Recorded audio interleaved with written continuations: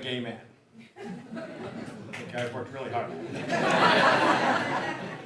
I came out 7 years ago at 47, and after being in a straight marriage for 23 years, which gave me 3 pretty terrific kids. I have 5 now, all boys, and 1 husband. And yes, like they say, coming out was probably the hardest thing I've ever done. Excuse me. Admitting I fulfill a few gay stereotypes runs a close second, though.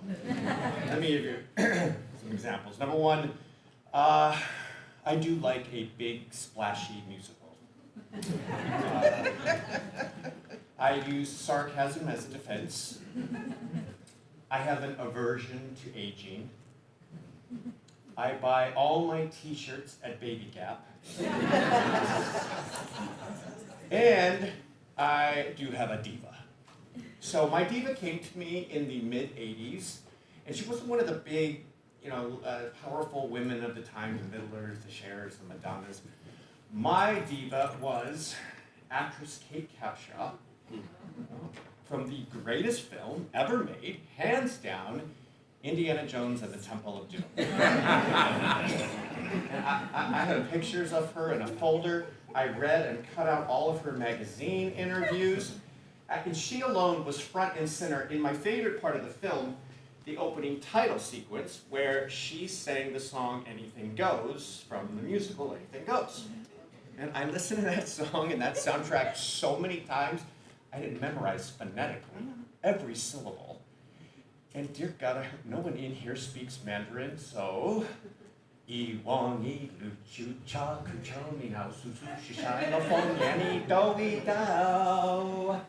Anything goes.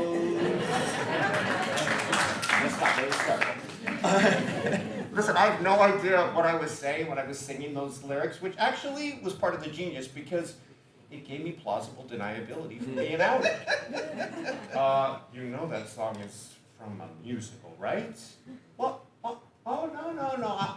I'm just a kid interested in languages. Yeah. Fast forward a few years, and in my early 20s, I entered myself voluntarily into conversion therapy, and for a time, aversion therapy, in order to make myself straight. Full disclosure, in one form or another, I did conversion therapy for 20 to 30 years. Yeah, but I have to explain to you what aversion therapy is so that my story makes sense. So, you want to lose weight, but you eat too many donuts. You take the donuts and you put them in a bowl and you put some ketchup and anchovy paste, smash it together and eat it until you throw up. You soon won't be eating any more donuts. So my therapy was twofold. The fun part, the therapist said, was to masturbate daily to pictures of women I intuitively knew were attractive, and just to have fun with it. So I remember I chose pictures of Kirstie Alley from the TV show Cheers. And Rebecca De Mornay from the movie Risky Business with Tom Cruise. So that part of the treatment was to replace healthy lost attraction and put it to where it should have existed in the first place. The second part was the punishment phase. I was to look at pictures of men I found attractive. I usually got them from cologne ads in magazines. And I was to look at them while I inhaled shit. Actual shit. I remember I asked the therapist, am I supposed to use my own poop? She's like, oh, that would be strangely personal, wouldn't it? Yeah, that would be weird. She's like, can you get some animal feces and just put them in a container like Tupperware? I was like, Tupperware? Jesus. I guess it would be fresh for 7 to 14 days. And I remember thinking, do you have to burp the Tupperware? Put it back in the refrigerator? In the end, I chose dog shit and I kept it in a mason jar. I was to look at the pictures of men and smell the poop until arousal turned into disgust. until my mind associated my attraction for men with retching. And I did this for 2 months. Listen, no one described this to me or explained it to me that this is abuse.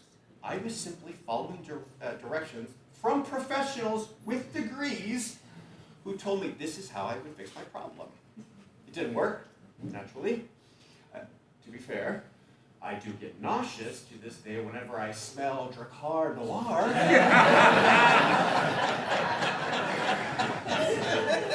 Or when I get my lemonade in a mason jar from Lucille's where I'm having dinner, but whatever.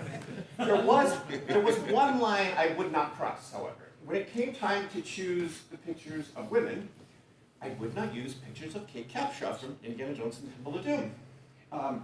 Any more than one would use pictures of Meryl Streep. For God's sakes, one does not simply toss one off to Meryl Streep.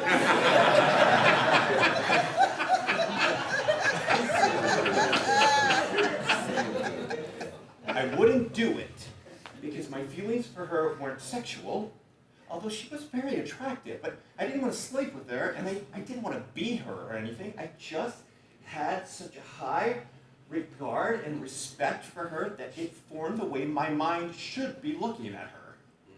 I have thought throughout the years, why did I make that refusal? Why in the middle of something designed to erase me as a human being did I draw that particular line? And I think it's because art and music and film is the one thing I loved and had so much passion for. It was the one thing that the warped biblical theology I had been brought up with could not defeat. And listen, Anything Goes is a ridiculous song about chaos masquerading as order, which feels about right because that is an apt descriptor of what conversion therapy is. I'm just glad that today I do understand that back then I secretly knew who I was by what I refused to desecrate. So, it is on my bucket list, swear to you, that I would like to meet and thank Kate Capshaw personally someday.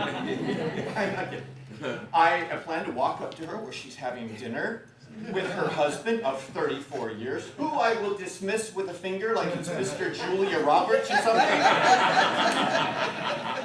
And I will say to him, "Excuse me, Mr. Spielberg, but I would love to meet your wife." You see, I have had such an awe and admiration and respect for her for so long and for so many years that I absolutely refuse to jerk off to pictures of her that I had in a peachy folder next to my Bible and a copy of Stephen King's The Shining. And I just want you to know, sir, that I'm very appreciative. Thank you very much.